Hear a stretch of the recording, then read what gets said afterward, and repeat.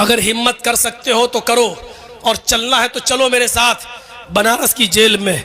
मैं आपको एक ऐसे आदमी से मिलवाता हूं जो स्विट्जरलैंड का रहने वाला है, जो आज से 8 साल पहले नेपाल के बॉर्डर पर, गौर कीजिए, उसकी गाड़ी क्रॉस कर रही थी, वो नेपाल में घूमते हुए इंडिया में आ रहा था, उसके पास इंडिया का भी वीजा था। चूंकि वो अपनी जबान से वाकिफ नहीं था, हिंदुस्तानी जबान नहीं जानता था, और उस गाड़ी के अंदर 10 किलो चर्स रखा हुआ था। जब गाड़ी इंडिया के बॉर्डर में आई तो पुलिस ने उस गाड़ी की चेकिंग की और उस गाड़ी के अंदर 10 किलो चर्स पकड़ा गया।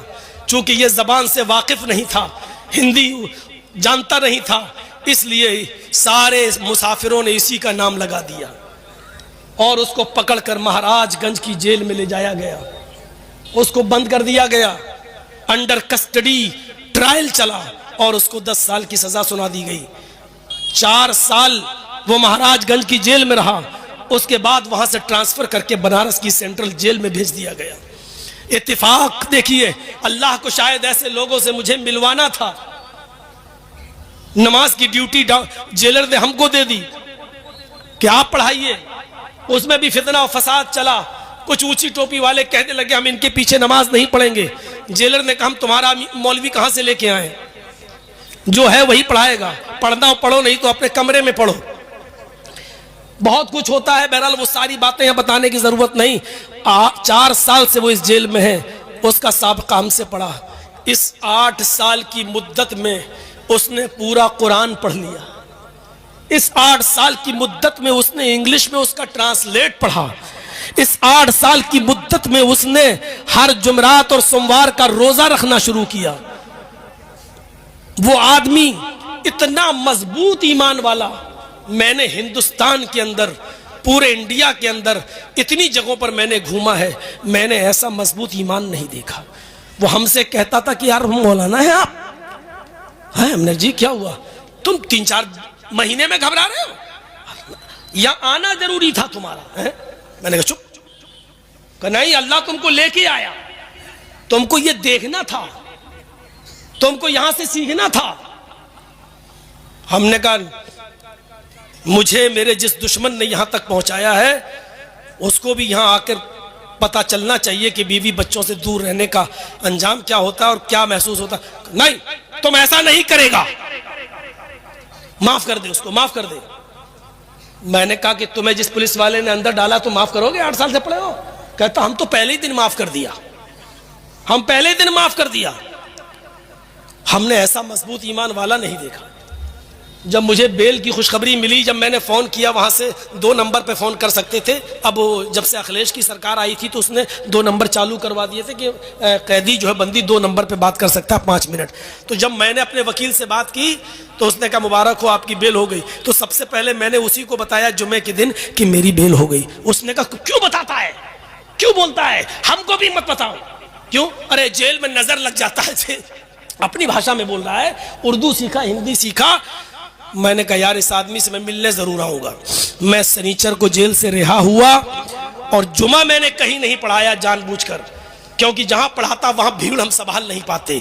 इतनी भीड़ आ रही थी कि फिर मैंने सोचा मीडिया ना आ जाए, तो मैं मुसाफिर था। जुमे के दिन हम जेल ही में चले गए। जो हमारे दोस्त बन चुके थे, जो खाना वाना बनाते थे हमारा, जो बेचारे कपड़े अपड़े भी धुल देते थे, हमारे पीछे नमाज भी पढ़ते थे, हमने उनसे मुलाकात करना बेहतर समझा कि बेचारों की कुछ मदद कर दी जाए। अब हम बाहर हैं, उनसे हम मिलने चले गए तो उस आदमी से भी मिले। इतना खुश हुआ मेरे भाइयों। आज भी स्विट्जरलैंड का रहने वाला वो आदमी, और 8 साल की सजा भी तक काट चुका है फर्जी केस के अंदर, फर्जी केस के अंदर बेचारा।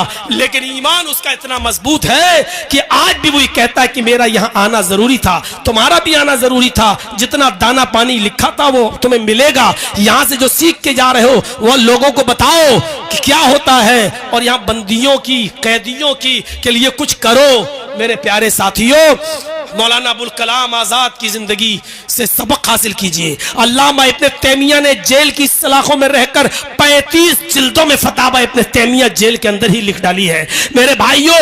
और बनारस की जेल के अंदर एक लाइब्रेरी थी, उर्दू लाइब्रेरी, जिसमें मुझे 9 बजे से लेकर 10 बजे तक मुझे बिठा दिया गया था। मैं लोगों को किताबें निकाल के देता था और मैं आपको बताता हूं अल्हम्दुलिल्लाह, अल्हम्दुलिल्लाह, भरे मजमे में ये बात कह रहा हूं कि बनारस की जेल के अंदर जो लाइब्रेरी मैंने देखी है, टोटल उस लाइब्रेरी के अंदर अहले हदीस की किताबें रखी हुई हैं।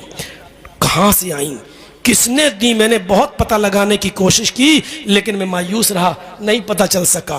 पूरी लाइब्रेरी में उर्दू की किताबें रखी हुई हैं, पढ़िए। सफीउर रहमान साहब मुबारकपुरी की, एहसान इलाही ज़हीर की, फजल इलाही साहब की, ये सारी किताबें भरी पड़ी हुई हैं।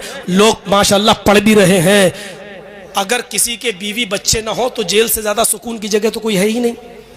अगर बीवी बच्चे ना हो तो, और बीवी बच्चे हो तो सबसे बड़ी सजा वही है, क्योंकि काट दिया जाता है, उनसे काट दिया जाता है। आपको बीए करना हो तो वहां करो, एमए करना हो तो वहां करो, स्कूल वहां खुले हुए हैं, खेलना हो तो मैच है, वॉलीबॉल खेलो, क्रिकेट खेलो, काम करना है तो काम करो, आपको उसका पैसा मिलेगा। काम नहीं करना चाहो तो कोई बात नहीं, आपको पैसा नहीं मिलेगा। आप एक दिन भी अगर आपने खाना नहीं लिया तो जबरदस्ती आपको खाना खिलाया जाएगा। मेरा वजन जब आधा किलो घट गया, जब गया तो वजन किया, 3 महीने के बाद वजन किया तो आधा किलो घट गया। जेलर आया कि क्यों खाना नहीं मिल रहा है, बेचारा आधा किलो दूध लगा गया मेरा, खाओ, बाहर निकलोगे तो अरे हमें कोर्ट को जवाब देना पड़ता है। अब बताइए कि इसको कौन समझेगा, कोई इसको जेल समझेगा? लेकिन हाँ, घर वालों से काट दिया जाए, ये सबसे बड़ी सजा है। आप लोगों की दुआओं ने मुझे बाहर निकाला है, मुझे अपने अहलो अयाल से मिलवाया है, और लोगों ने खाने काबा में भी हमारे लिए दुआएं की हैं। हमें उन सब का शुक्रगुजार हूँ। अपनी जमयत का, जमात का, बड़े बड़े लोग मुझसे मिलने आए, जमियत उलमा के लोग हमसे मिलने आए। डॉक्टर नोहरा शेख जो हैदराबाद की हैं, उन्होंने 3 वकील अपने सुप्रीम कोर्ट के हमारे पास भेजा और कहा कि सिर्फ दस्तखत कर दीजिए, 1 लाख से लेकर 50 लाख तक का खर्चा मैं आपका उठाऊंगी, कुछ नहीं। लेकिन मैंने सोचा इतना बड़ा मामला नहीं है मेरा, मैंने कहा नहीं, फिर देखा जाएगा जब जरूरत पड़ेगी। अल्लाह रब्बुल आलमीन से मैं दुआ करता हूँ इन तमाम लोगों का, जो लोग हमारे साथ, हमारे दुख दर्द में साथ रहे, हमसे मिलने आए, उन्होंने हमारे हौसले बढ़ाए। हमारी गैर मौजूदगी में हमारे वालिदैन को जो बुढ़ापे की दहलीज पर हैं, और जब मैंने उनको जेल के अंदर हमसे मिलने के लिए आए और उनके लड़खड़ाते हुए पैरों को जब मैंने देखा तो उस वक्त पहली मर्तबा मैं रोया और यही दुआ करता था कि अल्लाह मुझे ऐसा दिन न दिखाना कि मेरे बाप को उधर कुछ हो जाए और मैं जेल की सलाखों में रहूं। मुझे सबसे ज्यादा टेंशन मेरे वालिद मोहतरम की थी, जो 75 साल की उम्र में लड़खड़ाते हुए पैर से 2 लोगों के सहारे के जरिए आए। मेरी जबान से उस वक्त थोड़ी देर के लिए बद्दुआ निकली उस दुश्मन के लिए, उस दुश्मन के लिए जिसको आपकी सरजमीन ने भी हीरो बनाया है, जिसको अपनी गाड़ियों पे बिठा बिठा कर जिससे जलसे करवाए गए हैं। मैं नाम नहीं लूंगा, आपकी सरजमीन पर भी उसको हीरो बनाने की कोशिश की है। वही जमीयत का गद्दार है, वही जमात का दुश्मन है, और वही जमात अहले हदीस का सबसे बड़ा दुश्मन है, जो आज मेरे भाइयों अपनी जमीन और अपनी जायदादें बेचने तक में मजबूर हो गया है। लेकिन उसने ही मीडिया को बहकाकर और मीडिया को उछालकर, मेरी कटिंग दे देकर और मेरी वीडियोस दे देकर उसने उछलवाया और मुझे इस दहलीज तक पहुंचाया। पहली मर्तबा मेरी जबान से उसके लिए बद्दुआया जुमला निकला था। मेरे भाइयों, ये जायज था या नाजायज ये मैं तन्हाई में सोचूंगा, लेकिन मेरे भाइयों, हमने अपने बूढ़े माँ बाप के उन कदमों को लड़खड़ाते हुए देखा तो बड़े से बड़ा गुर्दा वाला आदमी भी मेरे भाइयों इंसान था, मैं इंसान था, मेरी जबान से भी वो जुमले निकले। ये अशरफ बेचारा, ये जो आपका यूट्यूब चैनल वाला, हर 15-20 दिन के बाद मेरे पास आता रहा, मेरे बीवी बच्चों से खैर खबर लेता रहा। एक आदमी तो ऐसा मेरे घर पे आया जिसने मेरे बच्चे को बुलाया, मैं नहीं जानता हूं वो कौन है, अल्लाह उसको जज़ाए खैर दे, जिसने मेरे बच्चे से पूछा कि बेटा तुम कौन से स्कूल में पढ़ते हो, क्या तुम्हारा दूसरा भाई भी वहीं पढ़ता है, तुम बस से जाते हो? वो बेचारा स्कूल का एड्रेस लेकर गया और जाने के बाद वहां की मैडम से मिला और कहता है कि कब से फीस जमा नहीं हुई। उन्होंने कहा 4 महीने से। कहा कि पूरे साल की फीस कितनी हुई है? उन्होंने बताया 4.5 लाख रुपया फीस बनती है, बस की भी और दोनों बच्चों की पढ़ाई लिखाई की। उसने 4.5 लाख रुपए पूरे साल की फीस जमा कर दी और उसकी रसीद लाकर मेरे बच्चे को दे दिया कि जाओ अपनी अम्मी को दे देना।